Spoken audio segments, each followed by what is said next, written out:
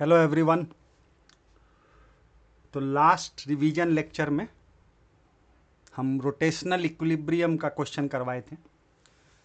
चलो उसी को अब आगे कंटिन्यू करते हैं।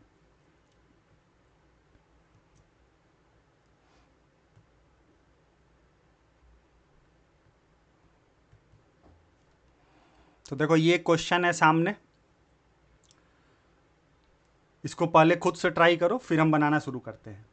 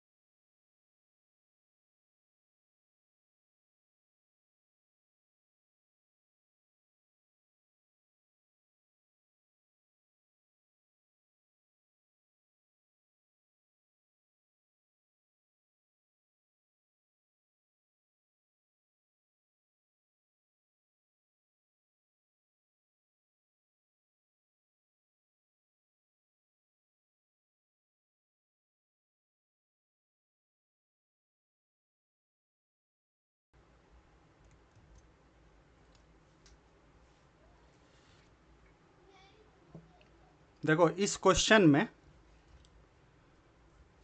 एक सॉलिड हेमिस्फेयर है। तो there is a solid hemisphere जो कि रफ इंक्लाइंड सरफेस पे रखा हुआ है। तो बोल रहा है मिनिमम थीटा एट विच टॉपलिंग अकर्स। ठीक है, अब इसमें अगर ध्यान से देखो तो पहले सोचो इसका सेंटर ऑफ मास कहां पे होगा। सेंटर ऑफ मास, ठीक ना। तो पहले इसका सेंटर ऑफ मास सोचो।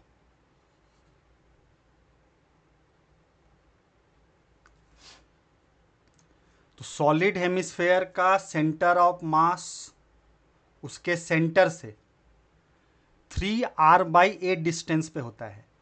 मतलब ये जो दूरी होगा ये वाला, ये होता है 3r/8। ठीक है, ये जो दिखा रहे हैं this is the centre of mass. तो centre of mass solid hemisphere के सेंटर से 3r/8 दूरी पे होता है।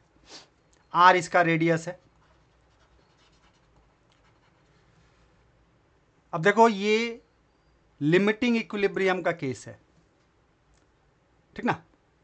तो जब ये पलटने वाला होगा तो नॉर्मल रिएक्शन यहां पे शिफ्ट कर जाएगा इस कॉर्नर पे।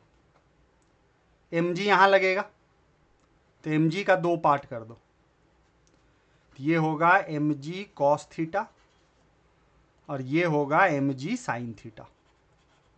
ठीक है, फ्रिक्शन फोर्स यहां पे इस तरह से कुछ लगेगा। ठीक है, तो ये जो पॉइंट है ये वाला, इसको मान लो P पॉइंट। तो P पॉइंट के अबाउट नेट टॉर्क 0 कर दो, क्योंकि this is on the verge of toppling. तो this is a case of rotational equilibrium. तो P के अबाउट टॉर्क 0। तो देखो ये जो दूरी है ये वाला, ये दूरी r है रेडियस के बराबर। तो लिखेंगे mg cos theta into r, clockwise में टॉर्क आएगा, equal to mg sine theta into h, ये एंटी क्लॉक में टॉर्क आएगा।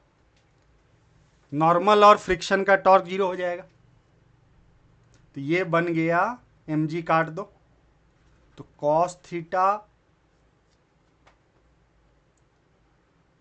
यहां पे प्लस लगा देना, नेट टॉर्क को 0 करना है। तो नेट टॉर्क ही 0। तो ये होगा cos theta into R equal to sine theta into H. अब h का वैल्यू यहां से उठा के डाल दो। ठीक है, तो देखो ये क्या बन गया, tan theta equal to R by H, R by H. तो tan थीटा आ गया 8/3, tan थीटा 8/3, मतलब theta will be this. C option is correct. देखो इसी पैटर्न का एक क्वेश्चन अगर तुम लोग बना रहा होगा तो जेई एडवांस में आया था, जेई एडवांस में देखो ऐसे करके कुछ दिया था, तो एक इंक्लाइंड प्लेन था और यहां पे एक स्फेरिकल बॉल दिया था ऐसे कुछ, ठीक है। तो ये एक स्फेरिकल बॉल है, एकदम सेम पैटर्न का क्वेश्चन था। इसमें भी पूछा था कि थीटा कम से कम कितना होना चाहिए कि ये टॉपल करना शुरू कर दे, थीटा कम से कम कितना होना चाहिए कि टॉपल करना शुरू कर दे। और ये सारा डाटा हम लोग को दिया हुआ था, मतलब ये दिया हुआ था, मान लो स्मॉल आर, ये भी दिया हुआ था स्मॉल आर, और रेडियस ऑफ स्फेरिकल बॉल दिया था कैपिटल आर। तो पूछा था कि मिनिमम थीटा कितना होगा कि toppling will occur. Same pattern का सवाल है, already asked in JEE advanced. इसमें भी हम वैसे ही करते। तो देखो जब ये पलटने वाला होगा, जब ये पलटने वाला होगा तो ये जो नॉर्मल लगेगा ना, ये नॉर्मल, ये जीरो हो जाएगा, क्योंकि जब ये पलटने वाला होगा तो यहां पे कांटेक्ट बॉल का खत्म हो जाएगा, ये नॉर्मल लगेगा, ठीक है। उसके अलावा mg cos थीटा, फिर इधर एक mg sin थीटा। तो at the moment the toppling is about to occur, यहां पे जो नॉर्मल लगेगा वो जीरो हो जाएगा। तो इसमें भी हम सेम तरीका से इस P पॉइंट के अबाउट टॉर्क को जीरो कर देते, P पॉइंट के अबाउट टॉर्क को जीरो। तो सेम पैटर्न का सवाल। देखो होता क्या है, हम लोग बहुत सारा क्वेश्चन करते हैं, ठीक ना, कोरिलेट कौन कर पाता है ये मैटर करता है। खासकर जेईई एडवांस में क्वेश्चन एकदम फ्रेश दिखता है, ठीक है, वो देखने में नया लगेगा, लेकिन देखो मिलता जुलता सवाल है। हम जो सवाल अभी दिए और ये जो जेईई एडवांस में पूछा था, दोनों एक टाइप का है, बस दिमाग चलना चाहिए, लगाने तुमको आना चाहिए, ठीक ना। तो देखो इसमें हम लोग क्या करते हैं तो टॉर्क अबाउट पी को जीरो करो, ये मान लो एंगल है थीटा, ये मान लो थीटा। तो देखो टॉर्क अबाउट पी को जीरो करेंगे तो लिखेंगे mg sine theta into capital R sine theta equal to mg cos theta into small R, होगा। और साइन थीटा तुम पुट कर सकते हो इस ट्रायंगल से, इस ट्रायंगल से साइन थीटा तुम लिख सकते हो। तो साइन थीटा देखो क्या होगा, तो साइन थीटा का अगर बात करो तो वो हो जाएगा √r² minus r² by small R, sorry by capital R, होगा। भाई इस साइन थीटा को उठा के यहां पे डाल दो,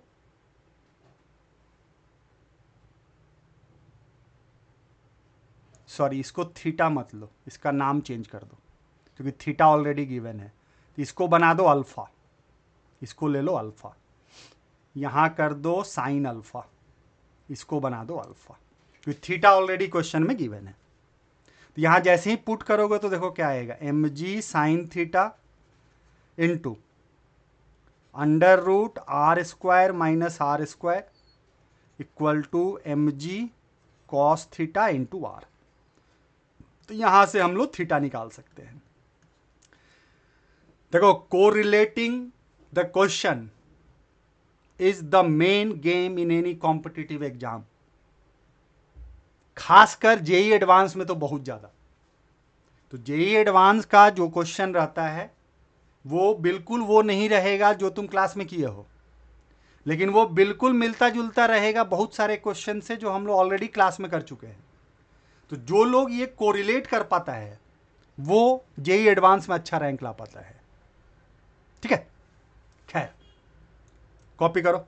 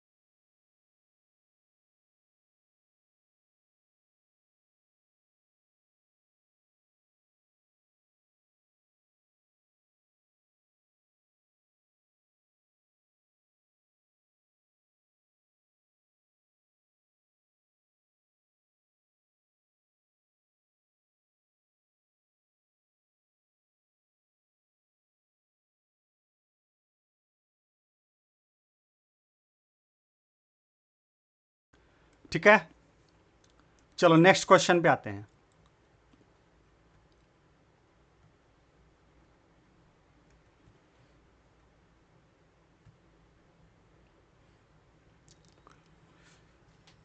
तो इस क्वेश्चन को पहले पढ़ो, फिर इसको हम डिस्कस करते हैं।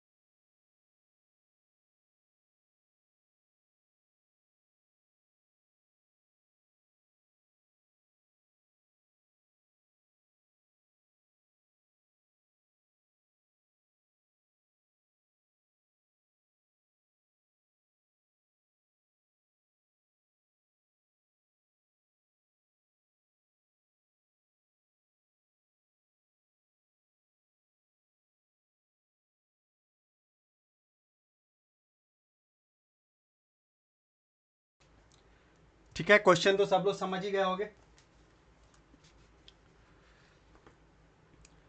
देखो इसमें बेसिकली एक रॉड है जो कि हिंज किया हुआ है। तो देखो इसमें कहानी कुछ ऐसा है, ये वॉल हो गया, ये हिंज हो गया, और यहां पे देखो एक रॉड है, ठीक है, M, L। तो rod is hinged at point P।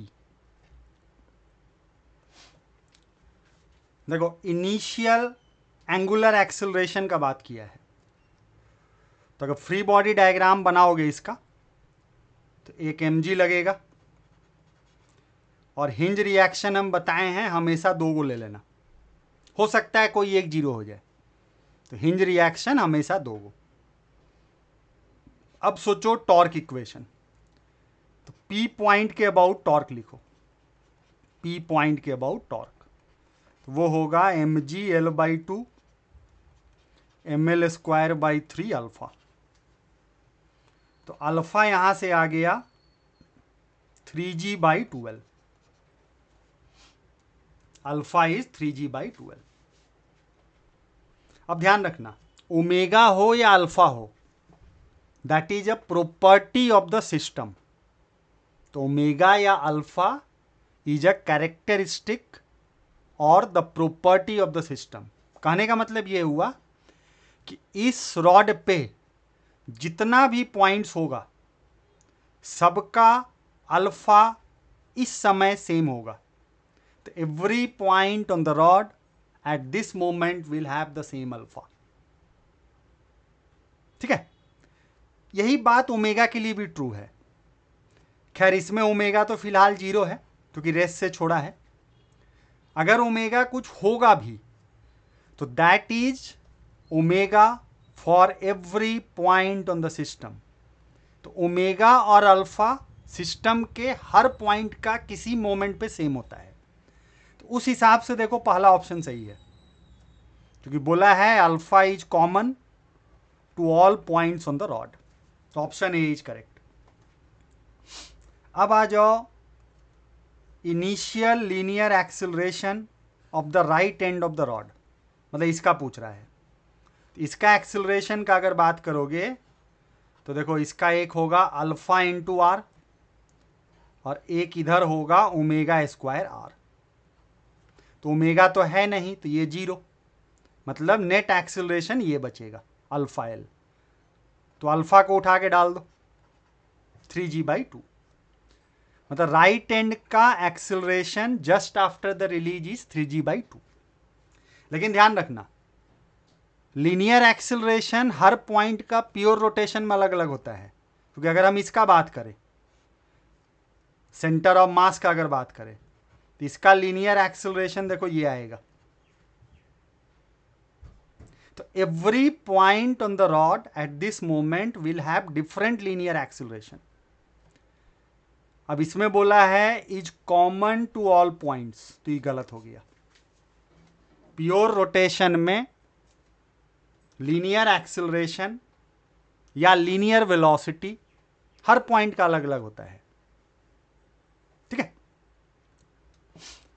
तो देखो सी ऑप्शन करेक्ट हो गया, क्योंकि राइट एंड का linear acceleration 3g/2 and its value is different at different points. देखो डी ऑप्शन गलत हो गया, क्योंकि बोल रहा है no point on the rod have a linear acceleration greater than g. और हम लोग ऑलरेडी देख लिए कि इस पॉइंट का ही जो लीनियर एक्सिलरेशन है that is greater than g. मतलब linear acceleration of right end that is greater than g. नहीं 3g/2 है। ऑप्शन बोल रहा है कि किसी भी पॉइंट का लीनियर एक्सिलरेशन जी से बड़ा नहीं होगा, जबकि हम लोग निकाल चुके हैं इस पॉइंट का लीनियर एक्सिलरेशन जी से बड़ा है। इसीलिए A and C are correct options, A and C are correct options. ठीक है,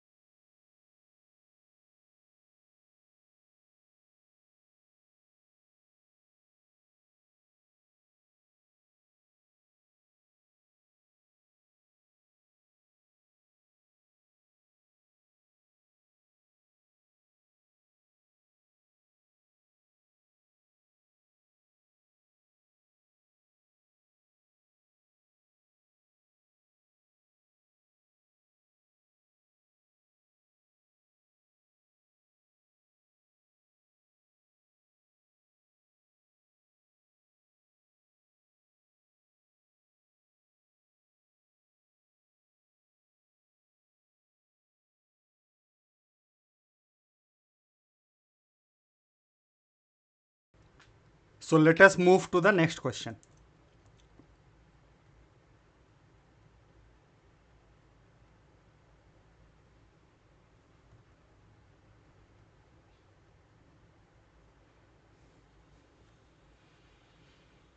तो देखो ये है क्वेश्चन, इसको पढ़ो फिर हम बताते हैं।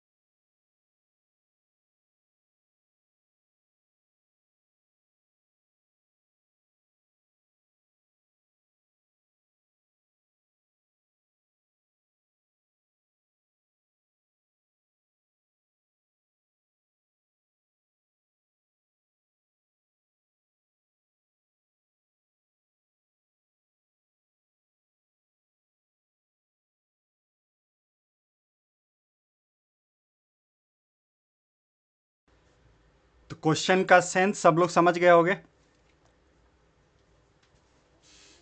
तो देखो इसमें बोल रहा है कि एक डिस्क है which is free to rotate about P. ये जो दिया है this is a disc which is free to rotate about P,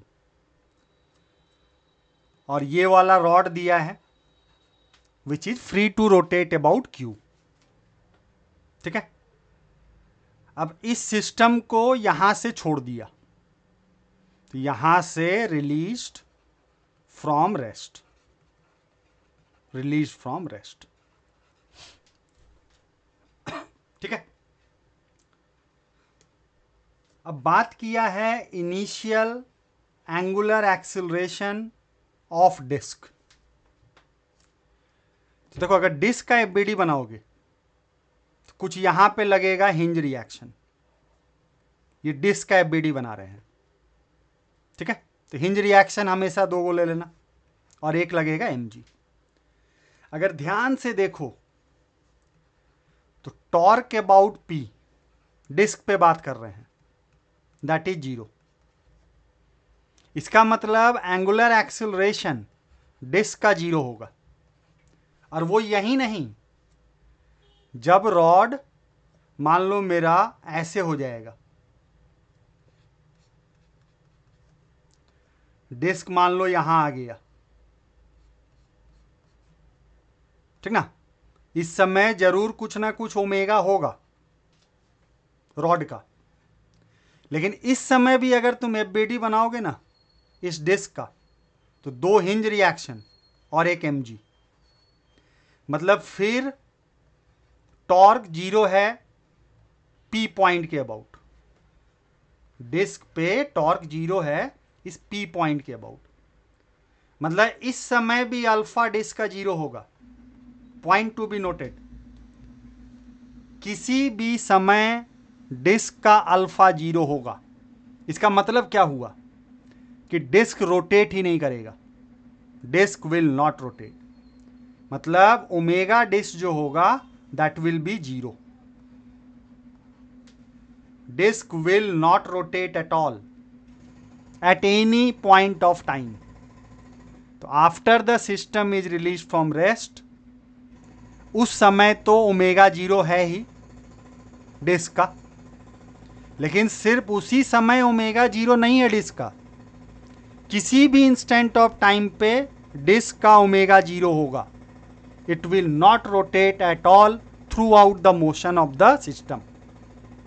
तो ये तो ठीक ही है, angular acceleration of disc is 0।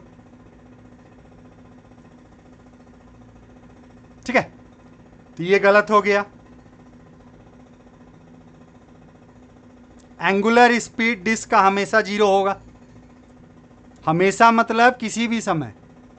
जब रॉड वर्टिकल भी हो जाएगा ना, उस समय भी ओमेगा डिस्क का 0 ही होगा, क्योंकि at any point of time net torque on the disc about point p 0।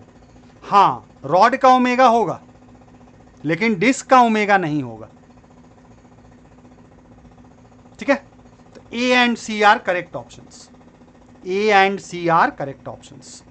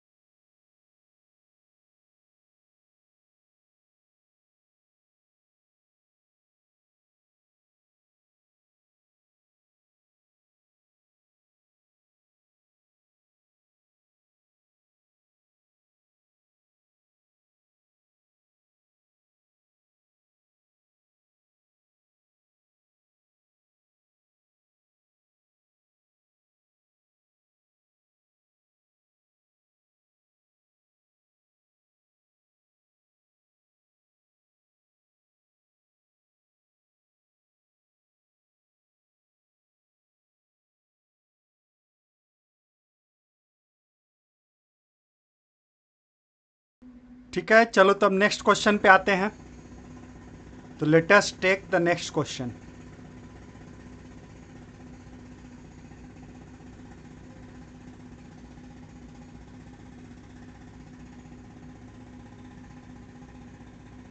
तो देखो ये नेक्स्ट क्वेश्चन है, इसको पहले पढ़ो, समझो, फिर हम बनाना शुरू करते हैं।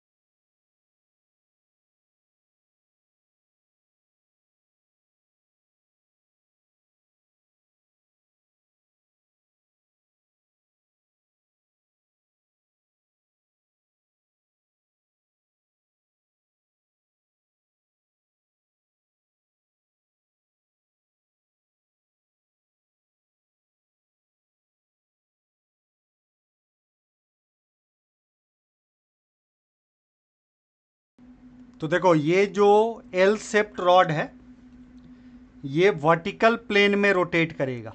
वर्टिकल प्लेन में कहने का मतलब ये हुआ कि ये मान लो शुरू में अगर ऐसे है, ठीक है, ओ के अबाउट रोटेट कर रहा है,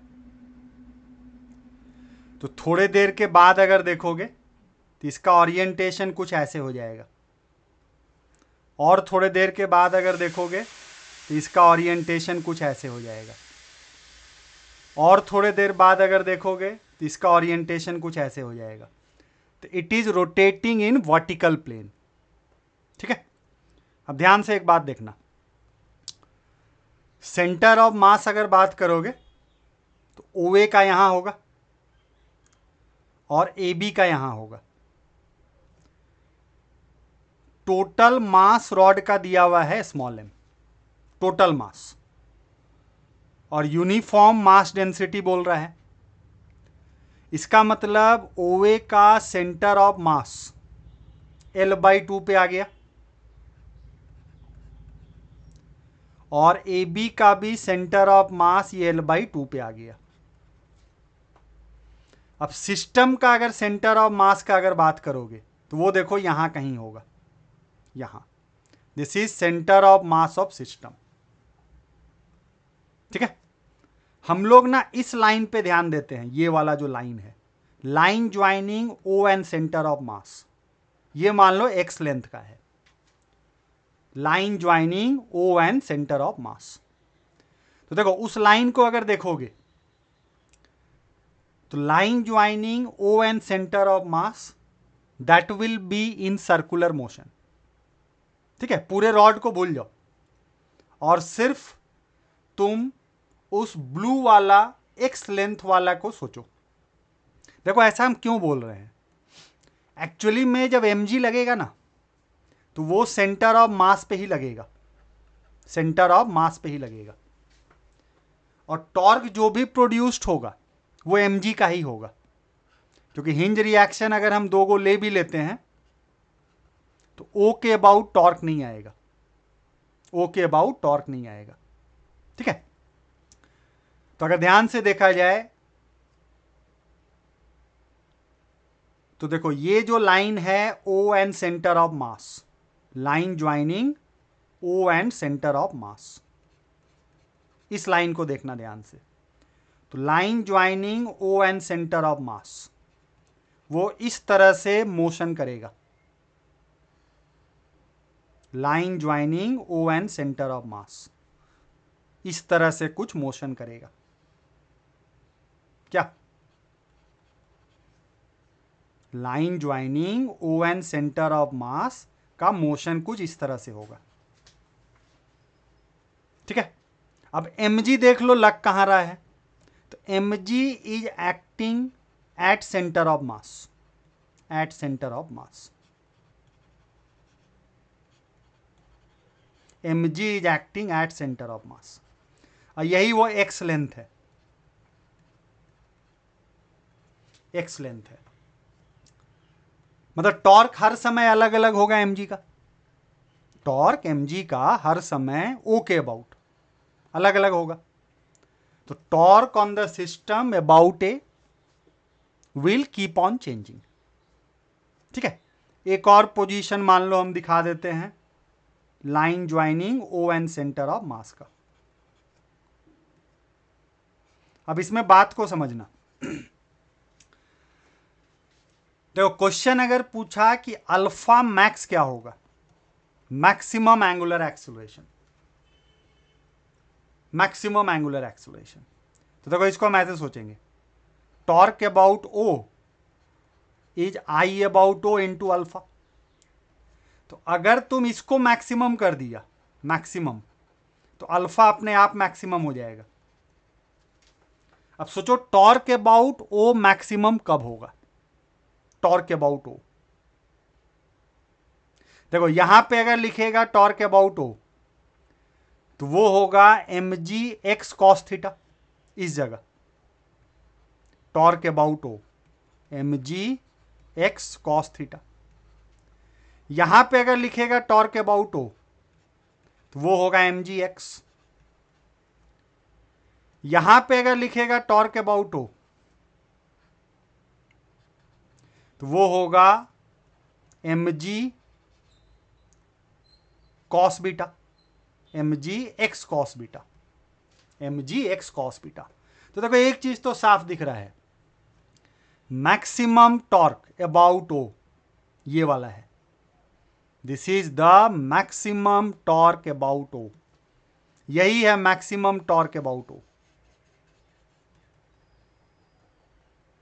नहीं तो अगर अल्फा मैक्स पूछता, जो पूछा नहीं है इसमें, तो हम ऐसे लिखते हैं, maximum torque about O divided by moment of inertia about O।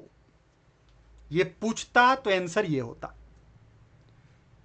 X देखो हम लोग निकाल सकते हैं, यहां से सोचना, एक्स कैन बी कैलकुलेटेड। देखो ये दूरी अगर देखोगे ये वाला, तो ये हो जाएगा L/4। फिर ये दूरी अगर देखोगे तो ये भी हो जाएगा L/4। अब इस वाले ट्रायंगल से सोचना, right angle triangle, right angle triangle, तो x कितना लिखोगे? तो x can be written as √, L/2 plus L/4 का होल स्क्वायर प्लस L/4 का होल स्क्वायर। ठीक है, ये हम लोग इस ट्रायंगल से सोच लिए x का value. x is distance of centre of mass from the hinge point O। ये देखो कितना आ गया, तो ये हो जाएगा L/4 √10, L/4 √10। और √10 का वैल्यू यहां दिया है, √10 का वैल्यू इसको डाल दो 19/6। तो पुट √10 बराबर 19/6। तो देखो x बराबर क्या आ गया, ये हो जाएगा 19/24 मीटर। यही x का वैल्यू है। और l के जगह 1 डाल देना, क्योंकि l का वैल्यू भी देखो यहां 1 दिया हुआ है। x आ गया 19/24 मीटर। ठीक है, moment of inertia about O can be calculated. तो एक काम करते हैं, पहले इसका मोमेंट ऑफ इनर्शिया लिखो, इसका इसका तो ये m/2 मास का है और l लेंथ का है, तो ये होगा mL²/3 प्लस, फिर मोमेंट ऑफ इनर्शिया तुम इसका लिखो O के अबाउट, O के अबाउट, तो ये खुद m/2 L है, तो पहले इसके अबाउट लिख लो और फिर पैरेलल एक्सिस थ्योरम लगा के शिफ्ट कर दो। तो पहले सोचो इसके अबाउट, इसके अबाउट, तो कितना होगा mL²/12 प्लस, अब ये डिस्टेंस देख लो, तो कितना हो जाएगा √L² प्लस L/2 का स्क्वायर। ठीक है, तो हम पहले इसके अबाउट लिख लिए, अब शिफ्ट कर रहे हैं इसके अबाउट, तो m/2 L² प्लस L²/4। तो देखो यहां से सॉल्व करके मोमेंट ऑफ इनर्शिया O के अबाउट कितना आ गया, तो mL²/6 plus mL²/24 plus mL²/2 plus mL²/8। चलो एलसीएम लो, तो 24 4 plus 1 plus 12 plus 3 into mL²। ये ना आया, कितना हो गया देखो, 4 1 5 3 8 20/24। तो ये लास्ट में आ गया, देखो थोड़ा सा नीचे कर रहे हैं,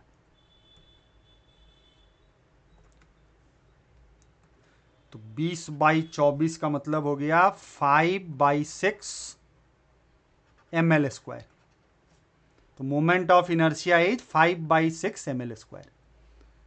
अब m1 है, l भी 1 है, तो m1 L1, तो ये इतना हो गया।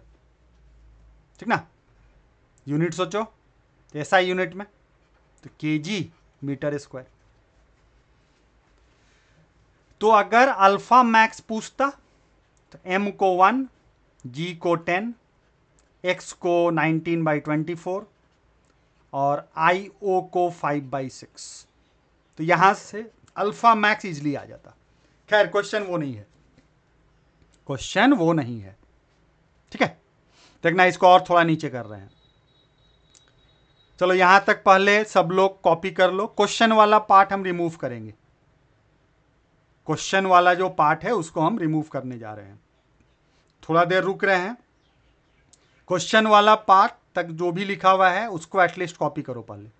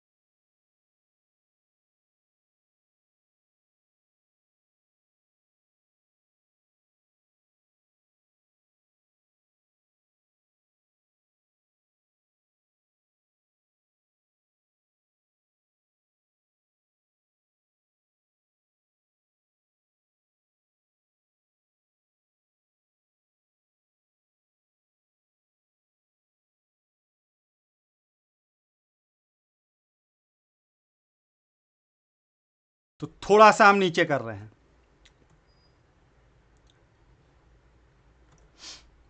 अब यहां ध्यान से देखना,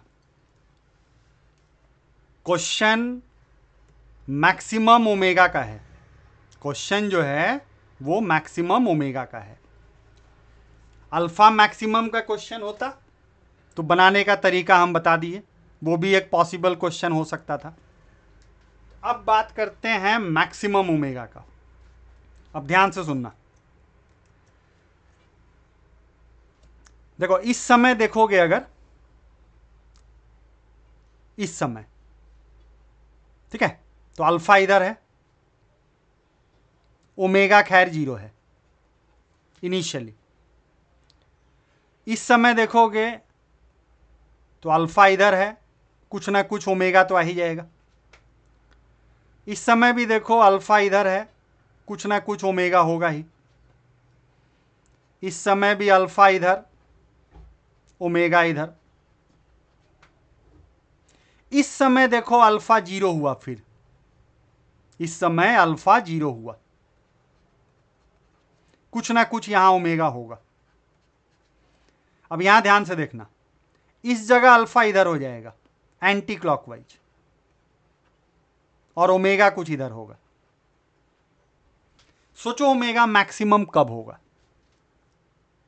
देखो जब तक अल्फा और ओमेगा सेम डायरेक्शन में होगा, as long as alpha and omega are in the same direction, omega will keep on increasing.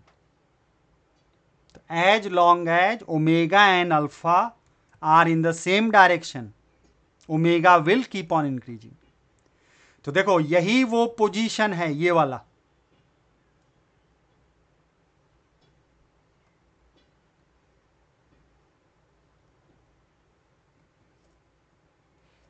देखो यही वो पोजीशन है, ये वाला,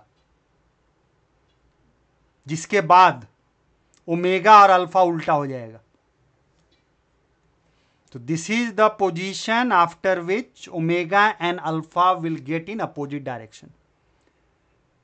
इसके पहले ओमेगा और अल्फा सेम डायरेक्शन में है, मतलब इसी पोजीशन पे जो ओमेगा होगा that will be maximum omega. मतलब when the line joining O and centre of mass will become vertical, omega of the system will be maximum. तो जब ओ सी एम वाला लाइन वर्टिकल को पार कर जाएगा तब ओमेगा घटने लगेगा, और ओ सी एम वाला लाइन जब तक वर्टिकल नहीं होगा तब तक ओमेगा बढ़ता रहेगा। ठीक है, तो ये हम लोग समझ चुके हैं। अब इनिशियल पोजीशन देख लो, ये वाला था, line joining O and centre of mass, यही था। तो चलो देखते हैं सेंटर ऑफ मास कितना नीचे आया। Centre of mass, centre of मास कितना नीचे आया, ठीक है। तो ये वाला जो हाइट था, ये वाला जो हाइट था, ये देखो L/4 था। This was L/4, L/4। वो देखो हम लोग को इस डायग्राम से दिख रहा है। देखो ये जो हाइट था, ये वाला सेंटर ऑफ मास का height above O, this is L/4। देखो L/4 है। और ये वाला चीज अगर देखोगे फर्दर, ये वाला, तो this is x, this is nothing but x। तो सेंटर ऑफ मास यहां से यहां आया, मतलब वो एक्चुअली में इतना नीचे गिरा, मतलब centre of mass x plus L/4 नीचे गिरा। अब एनर्जी कंजर्व करो, तो लॉस इन पोटेंशियल एनर्जी, ठीक है। तो सेंटर ऑफ मास शुरू में यहां था, अब यहां है, तो हम लोग को देख लो ये वाला हाइट लेना है, equal to half IO omega square, और यही ओमेगा मैक्सिमम ओमेगा है, मैक्सिमम ओमेगा है।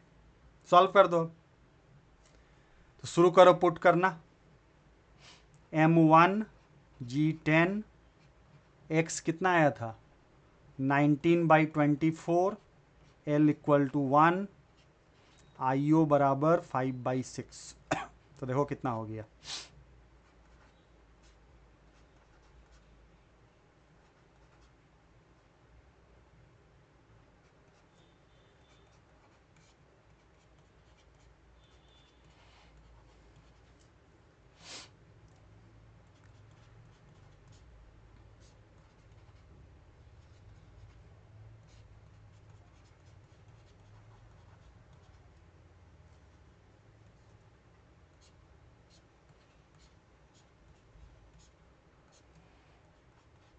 तो मैक्सिमम ओमेगा आ गया 5, मैक्सिमम ओमेगा इज 5।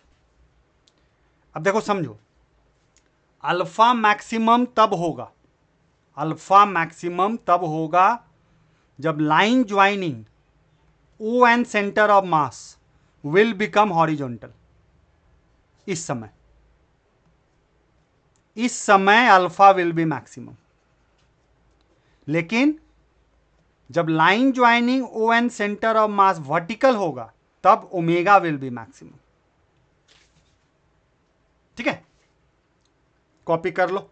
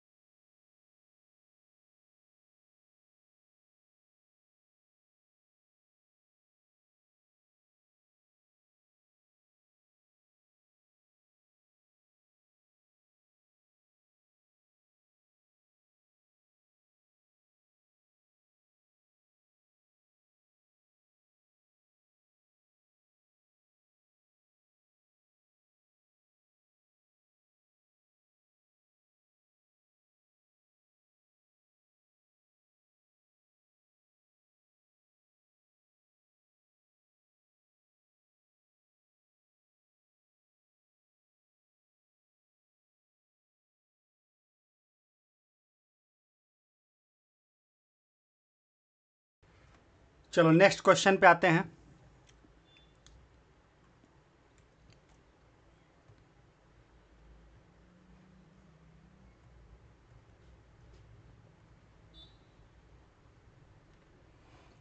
इसको देखो, सिंपल कॉन्सेप्ट बेस्ड है, बहुत ज़्यादा कैलकुलेशन का ज़रूरत नहीं है, ट्राई करो इसको।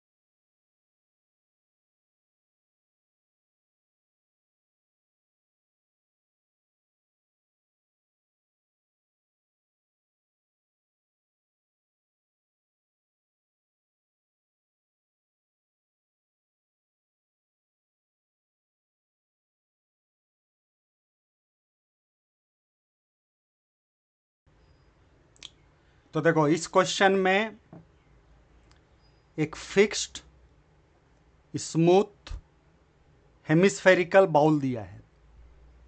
तो this is a fixed smooth hemispherical bowl, ठीक है। रॉड का फ्री बॉडी डायग्राम बनाओ, रॉड का फ्री बॉडी डायग्राम। तो देखो एक नॉर्मल रिएक्शन यहां लगेगा, तो ये नॉर्मल रिएक्शन जो ए लगाएगा, ठीक है। दूसरा नॉर्मल रिएक्शन बी लगाएगा,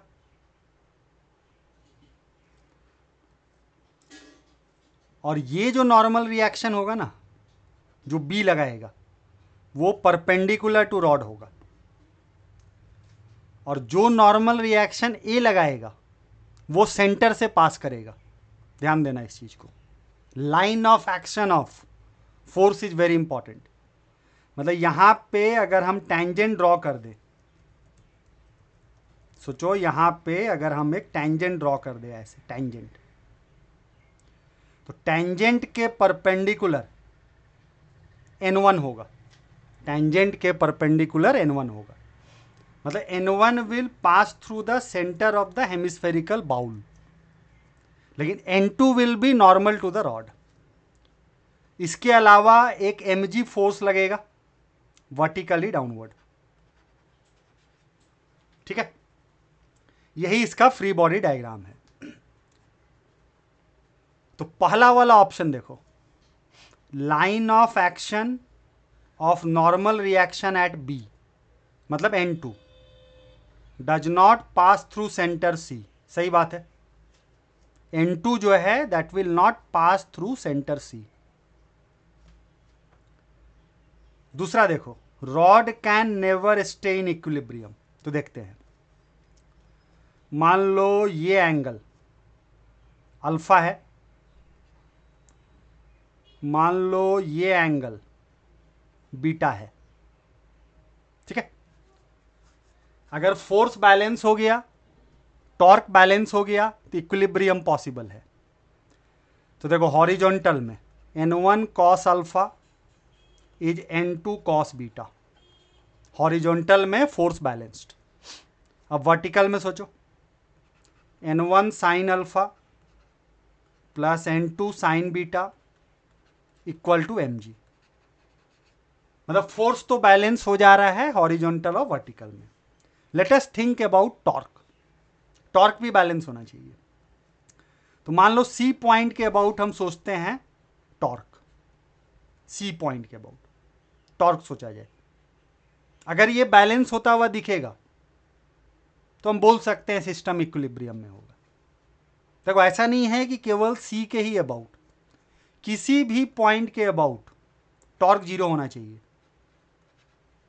या बोलो हर पॉइंट के अबाउट टॉर्क जीरो होना चाहिए, हर पॉइंट के अबाउट टॉर्क जीरो होना चाहिए। कोई भी पॉइंट उठा लो, टॉर्क अगर जीरो आ गया तो मतलब पॉसिबिलिटी इक्विलिब्रियम का बनता है। चलो सी के अबाउट हम चेक करते हैं। सी के अबाउट, तो ये दूरी मान लो लेट्स से एक्स है, ठीक है। ये हो गया line of action of N2, इस पे परपेंडिकुलर डाल दो, और ये मान लो y है। तो y है C का perpendicular distance from line of action of N2। C के अबाउट देखते हैं नेट टॉर्क। तो देखो mg(x) क्लॉकवाइज, फिर N2 का आएगा N2y एंटी क्लॉकवाइज, ठीक है। मतलब mgx looks to be becoming equal to N2y, मतलब टॉर्क इज बैलेंस्ड।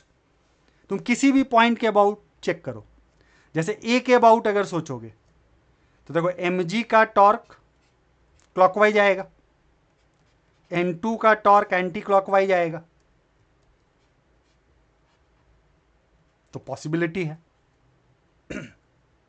बी के अबाउट सोचो, N1 का टॉर्क क्लॉकवाइज, mg का torque anti clockwise, looks good. मतलब किसी भी पॉइंट के अबाउट नेट टॉर्क जीरो हो जा रहा है, इसका मतलब system can stay in equilibrium. तो दूसरा ऑप्शन गलत हो गया, rod can stay in equilibrium. तीसरा पे आओ। In the free body diagram of rod, none of the forces on the rod is parallel or perpendicular to the rod। तो ये भी गलत है, क्यों? क्योंकि N2 force is perpendicular to rod, ये बोल रहा है none of the force is perpendicular to rod। और जब A हो गया तो फिर D नहीं होगा, A हो गया तो D नहीं होगा, तो only correct option is A, ठीक है। फर्स्ट क्लास कॉन्सेप्ट बेस्ड सोचने वाला क्वेश्चन था।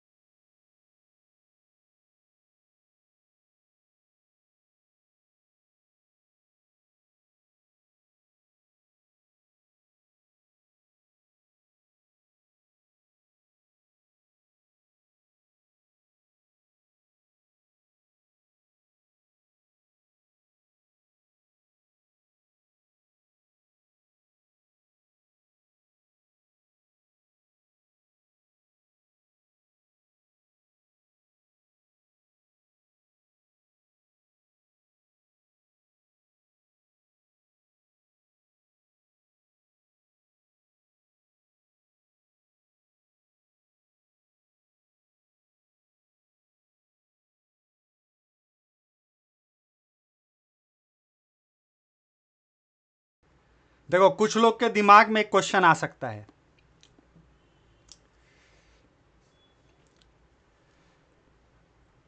देखना ध्यान से।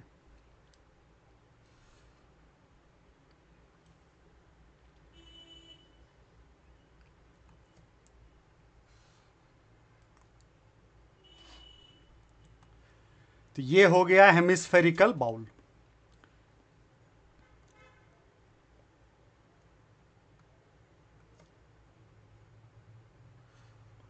ये हो गया रॉड। ठीक है,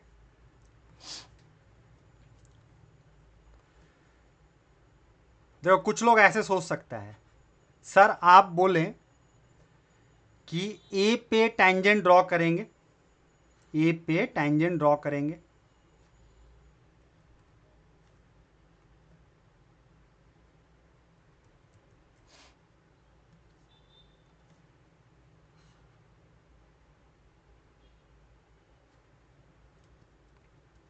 देखो दिस इज टेंजेंट एट ए,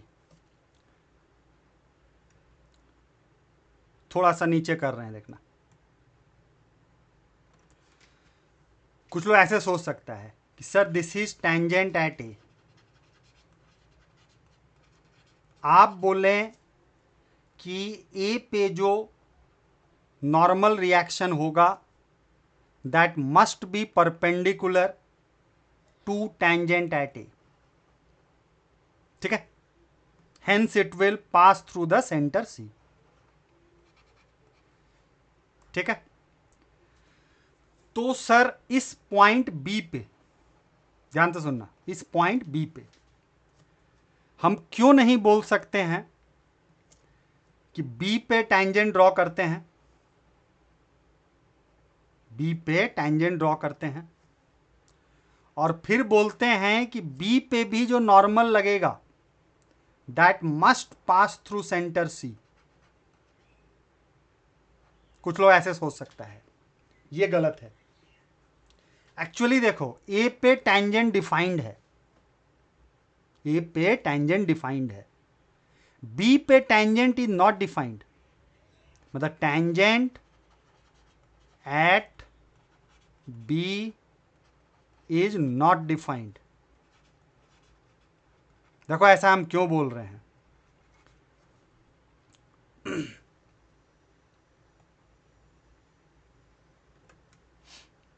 इसको ऐसे समझना, ये क्वेश्चन पूछा ही इसीलिए है कि कितना लोग को ये पता है कि बी पे टेंजेंट डिफाइंड होगा कि नहीं। क्योंकि देखो होता क्या है, normal reaction perpendicular to tangent होता है, ये भी बात सही है, लेकिन टेंजेंट डिफाइंड होगा तब तो।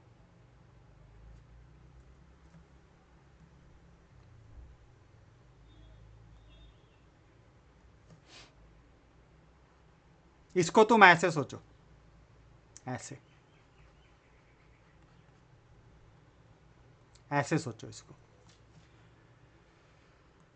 देखो इस पॉइंट पे टेंजेंट डिफाइंड नहीं है, कारण कि बी के जस्ट पहले, बी के जस्ट पहले टेंजेंट का अगर बात करोगे तो ये होगा बी के जस्ट पहले, लेकिन बी के जस्ट बाद अगर टेंजेंट का बात करोगे तो वो ये होगा।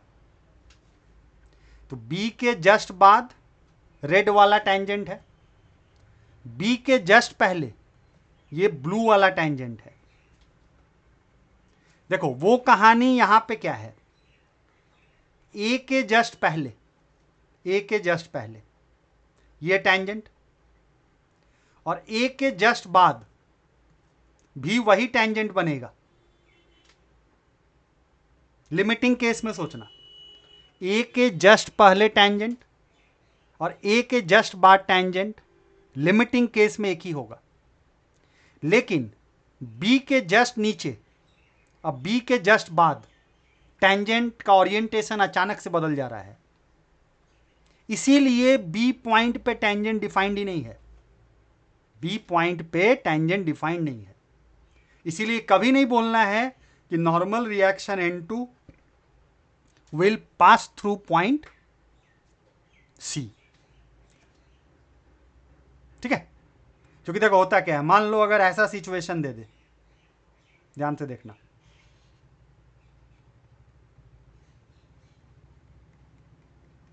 मान लो ऐसा एक सरफेस दे दे और यहां पर एक बॉक्स रख दे,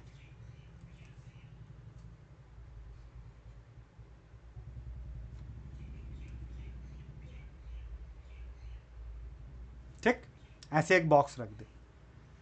तो ये मान लो एक बॉक्स है और बोले बॉक्स का एफबीडी बनाओ, बॉक्स का एफबीडी बनाओ। तो यहां तो ठीक है, नॉर्मल रिएक्शन ऐसे दिखा दोगे, लेकिन यहां पे जब नॉर्मल रिएक्शन दिखाने का बात आएगा ना, तो कभी गलती से भी इस तरह से मत सोच लेना। एक्चुअली यहां पे टेंजेंट डिफाइन नहीं है।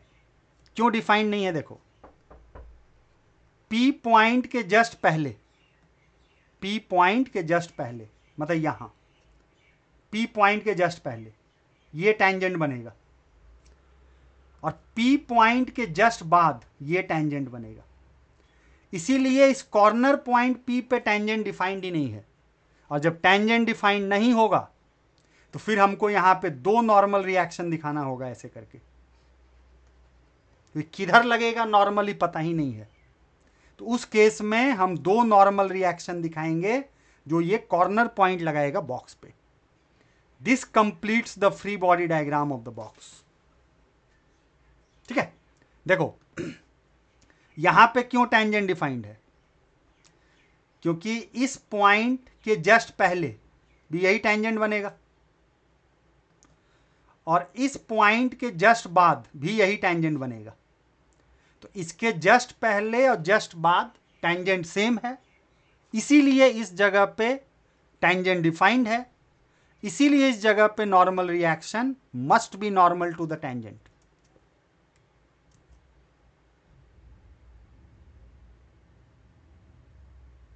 ठीक है, अब देखो कुछ लोग अब ऐसे भी सोच सकता है कि सर ये सरफेस तो क्वेश्चन में दिया नहीं था, ये सरफेस तो क्वेश्चन में दिया नहीं था, तो नहीं भी दिया है तो भी देखो और बढ़िया है, इतना ही ना दिया है। देखो मैथ्स के भाषा में बी पे टेंजेंट तब डिफाइंड होगा जब बी के जस्ट नीचे और बी के जस्ट ऊपर लिमिटिंग केस में टेंजेंट सेम आ जाए। लेकिन बी के नीचे तो टेंजेंट ठीक है ये है, लेकिन बी के ऊपर कोई टेंजेंट नाम का चीज ही नहीं बनेगा। बी पे टेंजेंट डिफाइंड तब होगा जब बी के जस्ट नीचे और जब बी के जस्ट ऊपर लिमिटिंग केस में टेंजेंट सेम आ जाए। अब यहां बी के जस्ट नीचे तो टेंजेंट वर्टिकल है, लेकिन बी के ऊपर कोई सरफेस ही नहीं है, इसलिए वहां तो टेंजेंट डिफाइंड ही नहीं है। ठीक है, तो ऐसे भी सोच सकते हो। तो ये जो फर्स्ट लाइन था क्वेश्चन का वो बहुत ही सोच समझ के दिया है, ये first line of the question. यहां गलती बहुत लोग कर सकता है। ठीक है, hope my message is very clear. Tangent defined तब होता है जब उसके अगल बगल लिमिटिंग केस में टेंजेंट सेम आ जाए। देखो इसका मतलब यही हुआ, मैथ्स के भाषा में फिर हम बात करेंगे। अगर मान लो तुमको ऐसा करके सरफेस दे दिया, समझना ध्यान से, ऐसे करके सरफेस दे दिया, ठीक है, और यहां पे मान लो ऐसे करके एक बॉक्स रख दिया, मान लो ये बॉक्स है, ये बॉक्स है, ठीक। तो नॉर्मल रिएक्शन किधर लगाएंगे? तो ध्यान से सुनना, पहले ब्लैक वाला सरफेस देखो, ब्लैक वाला सरफेस, तो इस पॉइंट के जस्ट लेफ्ट में टेंजेंट अलग होगा और इस पॉइंट के जस्ट राइट में टेंजेंट अलग होगा। इसीलिए यहां पे टेंजेंट डिफाइंड नहीं है। तो करते क्या है, अब क्या करेंगे, इसके लेफ्ट में बॉक्स पे पॉइंट लेंगे, अब बोलेंगे टेंजेंट ये है,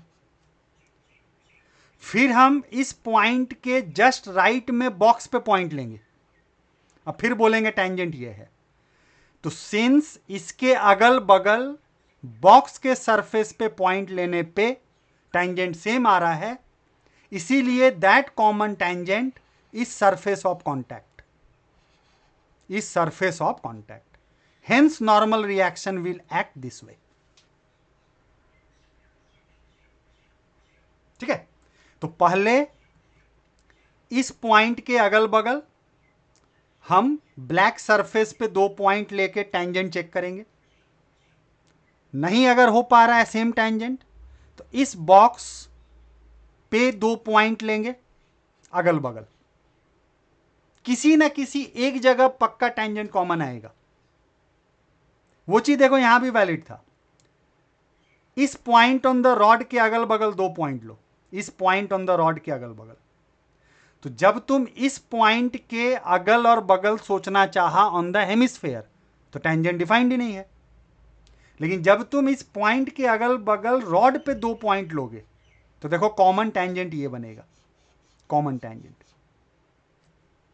मतलब इस पॉइंट के अगल बगल on the rod tangent is same, इसीलिए यही है surface of contact, surface of contact. और normal reaction must always be perpendicular to surface of contact. फिर यहां ध्यान से देखना, तो जब हम ब्लैक सरफेस पे 2 पॉइंट लिए तो टेंजेंट अलग अलग आ गया, तो हम क्या करेंगे, बॉक्स पे 2 पॉइंट लेंगे अगल बगल। यहां भी देखो टेंजेंट अलग अलग आ रहा है, मतलब यहां पे surface of contact is not defined, surface of contact is not defined. In that case, always go for 2 mutually perpendicular normal reactions. Always go for 2 mutually perpendicular normal reactions. तो देखो होता क्या है कि मान लो एक ये सरफेस, फिर मान लो दूसरा ये सरफेस, ठीक है, तो पॉइंट ऑफ कांटेक्ट ये है। तो पहले इस P के अगल बगल हम लोग ब्लू वाले पे 2 पॉइंट लेंगे। अगर टेंजेंट सेम आ गया तो that common tangent is surface of contact. नहीं सेम आया तो P के अगल बगल रेड वाले कर्व पे हम 2 पॉइंट लेंगे। अगर टेंजेंट सेम आ गया तो that is surface of contact. और अगर दोनों जगह चेक करने पे सरफेस ऑफ कांटेक्ट अगर नहीं आ रहा है, तो फिर बोल दो कि surface of contact is not defined. Hence we will go for 2 mutually perpendicular normal reactions in that case. तो this is the actual way of identifying the surface of contact. ठीक है,